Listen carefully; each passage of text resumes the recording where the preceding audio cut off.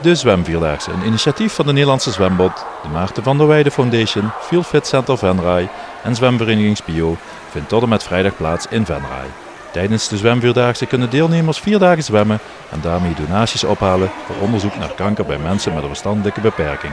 Elke gedoneerde euro gaat volledig naar het onderzoek. Van der Weijden kwam woensdagmiddag naar Venray om de actie kracht bij te zetten. De Olympisch kampioen openwaterzwemmen van 2008 sprong ook het bad in om samen met de kinderen te zwemmen. Woensdagmiddag was er al 1350 euro opgehaald. Ja, daar zijn we heel blij mee. We hebben een specifiek onderzoek gekozen. Dus we hebben mijn stichting, de Maarten van der Weijden Foundation, heeft een eigen medische adviesraad. En die adviesraad die zei nou, waar echt de volgende stap wel hard nodig is dat we zien, we worden met kankeronderzoek steeds slimmer. Maar er is wel één groep die achterblijft. Dat is de groep van verstandelijk beperkten. En die groep heeft moeite om te communiceren met de huisarts. Die wordt minder goed begrepen en daarom is ook echt de diagnostiek en de overlevingskans lager.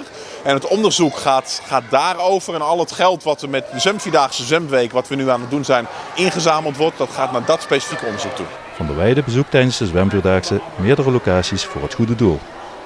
Ja, er zijn 30 zwembaden in heel Nederland die deze week de Zwemvierdaagse houden. En al die mensen die meedoen met de Zwemvierdaagse, en dat zijn er ruim 1000, die halen geld op voor dat specifieke onderzoek via mijn stichting. En ik vind het altijd wel, als ik dan zeg maar geld vraag, ja, dan wil ik ook altijd zelf iets doen. Want anders dan voelt het zo, ja, op de bank zitten en dan iets vragen. Dus dat vind ik altijd wel belangrijk. En mijn bijdrage en verhouding is misschien iets minder dan 2 jaar terug met de Elfstedentocht zwemmen. Maar ik dacht, nou, ik wil graag wat doen. Dus al die 30 zwembaden die ben ik aan het verbinden. En die verbind ik al fietsend. Dus ik fiets al die zwembaden aan elkaar en ik ga overal langs. En dat zal ongeveer 1200 kilometer fietsen in een week zijn. Ook bij het zwembad in Venray wordt geld opgehaald voor zijn foundation. Ja, we hebben net bekendgemaakt dat 1350 inderdaad de tussenstand is. Maar ja, goed, mensen mochten op de foto met Maarten voor 50 cent. En dan merk je dat mensen al snel extra geld erin doen van ja, het is natuurlijk wel voor onderzoek. En we hebben nog een actie lopen voor items van Dylan Hagens waar ze op kunnen bieden. En degene die het hoogste bod heeft, die kan natuurlijk het item mee naar huis nemen. Dus dat gaat nog geld opleveren. En we hebben een luchtkussen staan, ook voor 50 cent per keer.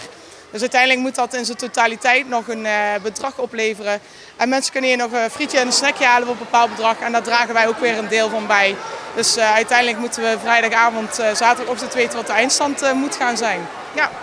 Sanne Sonnemans is enthousiast over het verloop van de Zwemvierdaagse. Ik ben zeer tevreden, ja zeker. En Maarten, ja, die is net weg. Maar die vond het ook superleuk met de kinderen en met de mensen op de foto. Dus ja, die zei ook van ja, het is hartstikke leuk geregeld en ja, goed voor elkaar.